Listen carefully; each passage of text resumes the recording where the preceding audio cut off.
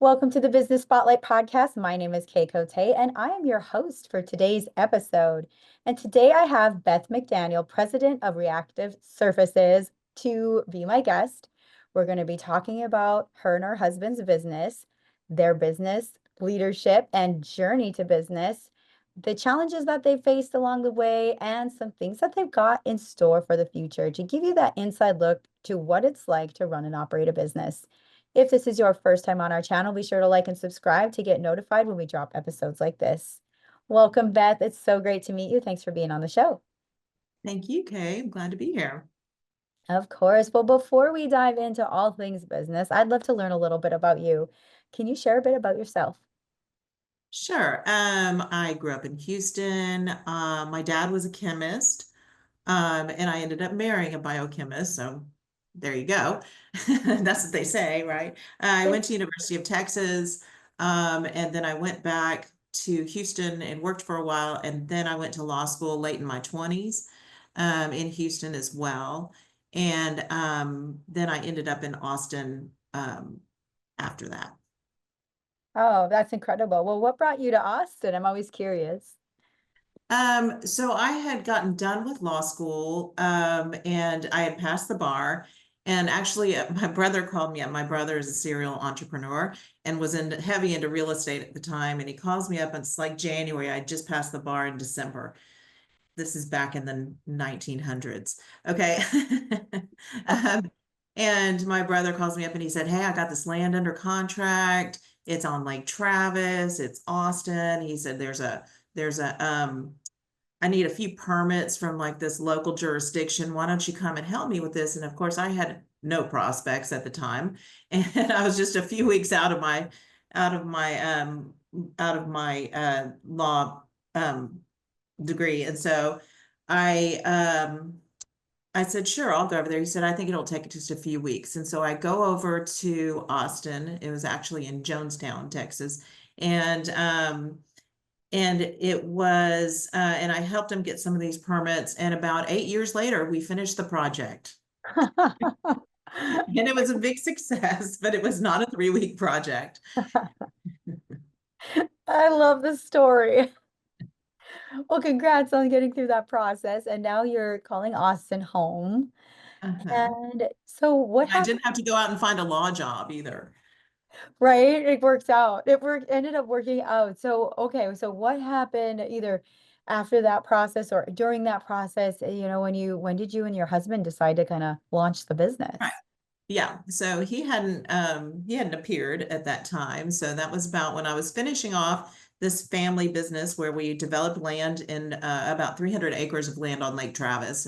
And we did eventually, it was a good success, and we made a lot of money, but we had to hold out, for a lot longer than we ever thought. So we had to use some creative planning, and none of us had built even a tree house before. So we weren't building houses at the time we were developing the land, but we certainly hadn't laid sewer pipe either, and water pipe and things of that nature either. So we were just cutting our teeth on that. And but it ended up okay. It ended up very well. And and then following that, I was working as a lawyer for another one of my brother's companies. Just in-house counsel is the kind of law work that I've always done. Which is more like business with a little bit of an edge and the ability to read through contracts pretty quickly and know what they mean. Um, and negotiate them, of course. There's more to it than that. I don't, but so then my brother's company actually needed an IP lawyer because someone had taken something of had stolen some IP and was using it without authority. And I was seeking out, as his in-house counsel, I was seeking out someone like that. And well, I ran into my husband, and that's what he was doing. He was an IP litigator. And so, and not, you know, bad on the eyes either. And I was just like, "You're hired. I need you." So that's, yeah, I've got some advice. That's my advice is actually, if you see a guy that you like and you're single, then go ahead and hire him and get him on the payroll. Um, sorry, I'm just being facetious. but it did happen that way with me. Uh, and then, so it was his business that we're probably going to talk about a little bit more that I became involved in. And he's an innovator. He's kind of crazy science guy, actually. And when I say crazy, I mean brilliant. All right. And so he's innovated. Do you want me to go on with where I am now? This company that we started 20 something years ago. Okay. So like in 2002, Okay. we started a company called Reactive Surfaces. And what that is it's a biotech company, and it is the merger of two scientific disciplines, which are biotechnology, using biomolecules, things like enzymes and peptides, in combination with paints and coatings, a material. Okay. And why would you do that? Well, historically, paints and coatings are used on surfaces to either protect that surface or to add color. And what this does is we harness nature's functionality, things like enzymes and peptides that are already doing something in nature all around you right now. They're naturally non-toxic because they ain't killing you yet. No, they're not killing anybody. These are things that are just naturally non-toxic, but have a functionality. We put those into a paint or a coating system and ask it to do the same thing in that system on a surface when that coating system dries. So we have things like antimicrobial surfaces now and Mm. self-cleaning surfaces using non-toxic biomolecules as that functionality. So Oh, that's what wow. Reactive Surfaces does. Oh, that's incredible. And I've seen some of those like at different gyms and places. I've been noticing these like enzyme or these surfaces that are self-cleaning. I've been seeing where it says it on the surface. And I thought, what is that? So I'm actually really excited to geek out about what this actually is. Oh, so you started in 2002 Uh-huh. and you launched the company. And like, what was that like? Like, what was that aha moment when like y'all decided to do that? Well, okay, so it was my husband's, and what it was 9/11. Okay, and what happened in 9/11 was, of course, everyone knows what happened, but there was also this buildup, you probably remember it, about weapons of mass destruction. Everyone was talking about weapons of mass destruction, okay? That includes things like nuclear and like chemical weapons and biological weapons. Okay, well, chemical weapons are they happen to be similar to pesticides. And my husband had worked when in his PhD at A&M, he had worked on pesticides, trying to like clone a gene for an enzyme that would detoxify these kinds of pesticides that cause like birth defects and those kind of things. Okay. And so he was, and he did a paper on it or whatever. So after 9/11, when everyone was freaked out about weapons of mass destruction, someone came to him and said, can you really do this and that? And the answer is yes, if it's on a surface, because chemical weapons are actually not airborne completely. They're actually little tiny droplets that will land on a surface. And that will Mm, make that whole property, whatever it is, completely toxified and deadly, so no one can ever use it again. Okay.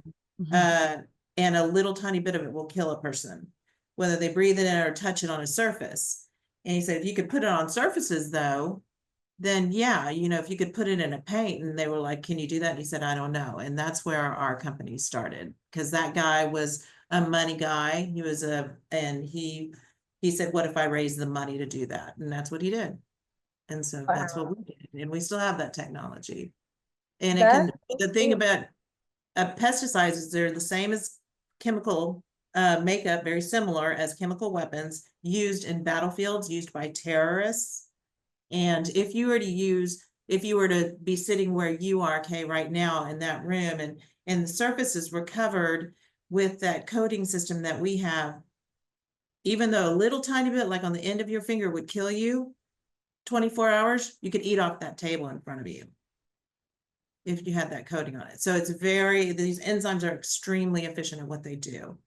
Wow, that's incredible, especially that they're natural too, because I've heard of enzymes and peptides and things like that for like skincare. I mean, I've heard of it more Mhm. on that end of things, but to Yeah, go for, definitely. for other surfaces is really intriguing. So I Mhm. kind of want to take it back to focus on like the parts of the business. Like, so you guys got up and running. Now, what does that look like today? And do you have employees in that business? And if so, how many employees do you have? Yeah. So our business is purely on the innovation side. We're not manufacturing paints and coatings. We work with manufacturers, et cetera, but we're not manufacturing paints and coatings. So ours is kind of small on the smaller end, but I guess we probably have 20 to 25 employees if I count them out right now. And we have 3 locations. So we are based in Austin, Texas, because that's where we live. And then but we set up a lab years ago in Hattiesburg, Mississippi, and everyone's probably wondering, well, why? I was just gonna ask. And the reason is because we are working in tandem with the university there called the University of Southern Mississippi, which has the premier paint and polymer department in university, in all the universities in the country, really. I mean, so they're the go-to for the Sherwin-Williams, et cetera, that when they have a problem with their paint. So anyway, we've had our lab alongside that university in one of their accelerators for years. And so we have a full set of employees there. And then we also have, well, we haven't gotten into this, but another innovation of ours is a climate change solution, a carbon dioxide removal solution. And we're scaling that right now from the lab to show that we can do this in the field, that we can use these surfaces, these special surfaces to actually capture CO2, ambient CO2 or CO2 from like an industrial emitter. And we are doing that in the field now. We've come out of the lab and we're doing that in the field. And that pilot facility is in Northern California, Tracy. Okay. Oh, awesome. That's a great place to do it too, I could imagine. Um, Algae. yeah, okay. So just taking a couple notes. And okay, so you got the 20 to 25 employees now, and you're growing. Now, how are you like who would be your ideal client or customer? Like if you're because you're doing the innovation side. So yeah, how would that look like for like if I were to walk in your doors or check you out online, how would I know I'd be the right client for you? Yeah. So this is mostly business to business. Okay. So in a lot of cases, what happens is, a Sherwin-Williams or a PPG or someone else that manufacturer of coating systems will come to us and say, hey, we want a not, excuse me, antimicrobial or antiviral coating that's non-toxic, that's used on this particular surface and has these specifications. Okay. And then it gets real sciencey after that in our labs. And a lot of scientists are working on it. And the business model is that research is paid to us, but there's no Okay. transfer of intellectual property at that point. It's just we can't fund that ourselves. That would have to be paid by someone who wanted to know the answer to that. In all cases that we've been in this company, we've come up with a coding system that works according to the specifications. And so these molecules just work very well in coding systems, and that's what we know how to do. That's the art of what we do. But at that point, once we've developed that coding system for that client to the point that it could be shelf ready, like they could go manufacture that, they've got the recipe, they can go manufacture it, they can distribute it through their channels, they can put it on their shelves or whatever, then at that point they have an opportunity to license that from us, to Mm, license that technology. okay. And that's when we get things like, if you want to know more about the business model, like an upfront license fee. Okay. Okay. And then royalties every time something is sold that's utilizing our technology. Oh, that's an incredible business model. Then, yeah, so then mailbox money. That's what we're talking about. Actually, it's the way to go. Um, I'm just taking some notes again. Okay, so how are you marketing yourself? Like that's my next question is like you have these great clients. How are you marketing and speaking to your audience? Well, it's not our strong suit, frankly, Kay, because we're on the science end a lot more than we are, and we're not marketing to you personally, I mean, and sometimes we're just trying to create the market. For instance, with our climate change technology, that's just something that came up that we felt passionate about, and we did that on our own. No one hired us to do that. Mhm. And so the marketing that we do is really kind of along the spectrum of our innovation development, which is more like when you, um, so when you innovate something, then you want to protect it. Okay. And my husband happens to be a patent lawyer. So anyway, at an early stage, you start that protection, whatever that protection might be. It might be a patent application, it might be a variety of things, but you start your IP protection. And then when you feel like it's protected, then you publish, because publishing is something that, academics and people in the scientific fields look to validate, what's going on and what they're seeing, and to make sure that, it is what it says it is. And so then publishing becomes kind of your marketing to that field. And then advertising and marketing, I mean, we focus on the coatings companies, we market to the coatings companies and through their associations. And we write a lot of articles in their journals. And I Mhm. do international articles. A lot of the climate change technology stuff is on an international basis, and because everyone is justifiably worried about it. Definitely, definitely. I feel like that is huge. So you had mentioned that marketing is a struggle for you. Can you dive into what you mean by that? Because we love to cover challenges and things that people are going through to Yeah. help work through those things. Well, I mean, so in the innovation business, I mean, we're not selling a widget, okay? And so we don't have the same kind of cost basis, and also we are, it's an intangible. Mm-hmm. And I'm a lawyer too, and that's intangible, and so people don't like to pay for intangible things. And most people, and when I say people, what I really mean is mostly companies that could do it, unfortunately, are not forward thinking. And some of them are leaving a lot of good innovation on the table. And you know who pays the price, right? You and me. The consumer pays the price of that, of Mm-hmm. it not moving forward. And it could, you know. Challenges include things, and so some of these move forward, and some of them for reasons unknown to us, not because the technology didn't work to their specifications, but for reasons they don't license it. Okay, and they don't bring it to market. And so sometimes that doesn't work. And so marketing, yeah, we probably could do better, but it's not your standard kind of marketing. We try to do it more like just through, you know, global campaigns and stuff like that, like emails and through associations that get the word out. It's probably not a very good answer to your question. I'm sorry. No, that was a great answer. It sounds like, if you're focusing on the marketing, there's like a creative solution around it because it is a unique situation rather than like having a like product to sell or even the paint itself, where Right. that's more like a marketable thing. You have that you're marketing intellectual property and ideas and solutions that aren't Right.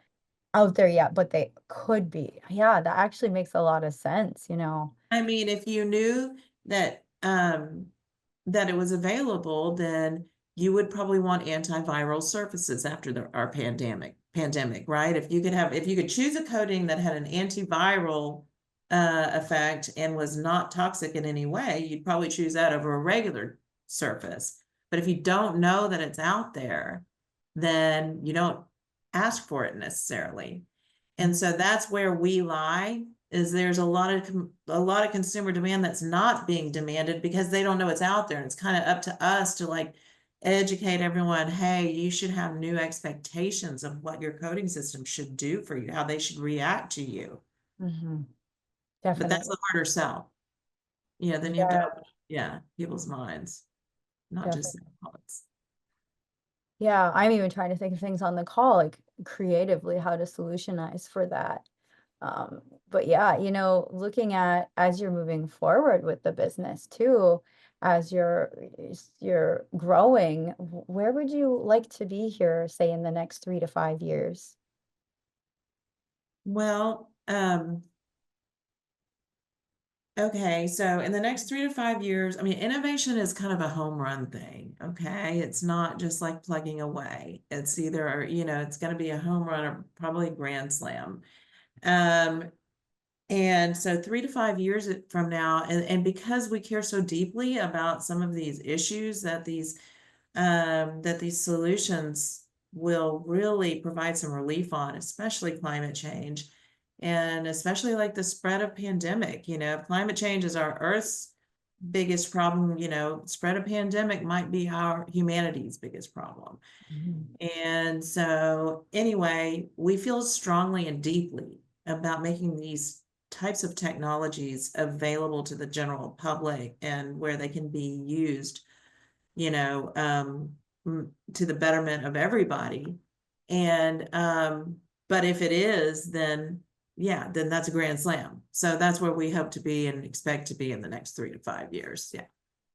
Definitely, definitely. I absolutely love that. This again, I could talk to you probably for another hour because this is Likewise. so intriguing, especially as you look at the solutions that you're providing. And but now I'd like to dive into our rapid fire Q&A, which is I Uh-huh. ask you 4 questions and you answer very top of mind. Okay, I'll do my best. You'll do great. It's super fun. Uh-huh. So Beth, question number one is, what is a piece of advice that you would give to other business owners? I would say if you're passionate about what you're doing, then don't let no be the end of it. Don't let someone telling you no be the end of it. Just find another way. Definitely. I agree with you there. There's always a way around things. And question number two is, what is a key to success for you? Having passion in what I do, or otherwise I don't put the time into it. Truth. Number three is, it could be a book you've read, a podcast you've listened to, just anything that's really resonated with you recently. Um, I love some of the PBS weather shows, and I'm inundated. All I ever allow myself to listen to is really climate change stuff, because I just want to stay on top of everything.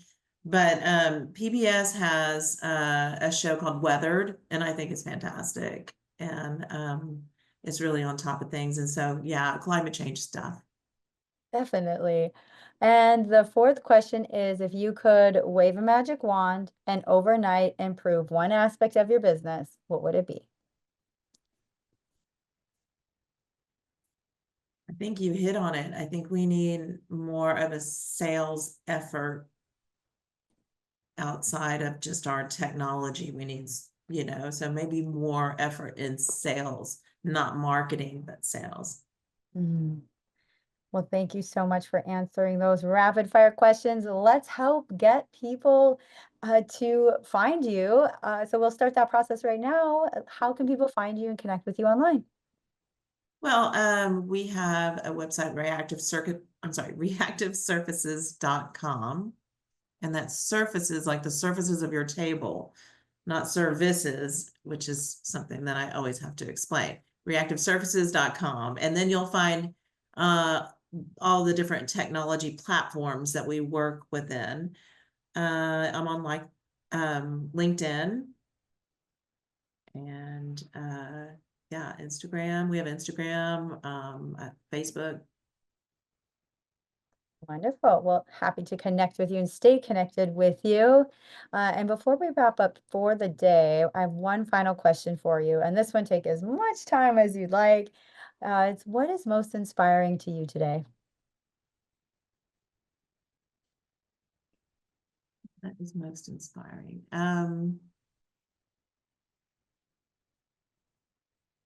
Well, I'm really inspired by young people that are kind of taking on things. Well, I mean, I focus so much on climate change, so I'm just going to focus in on that. Okay. And so in my world, in my small world, and I would say people who are, what I'm seeing in young people is they care about climate change, and it really doesn't matter their political um, affiliation.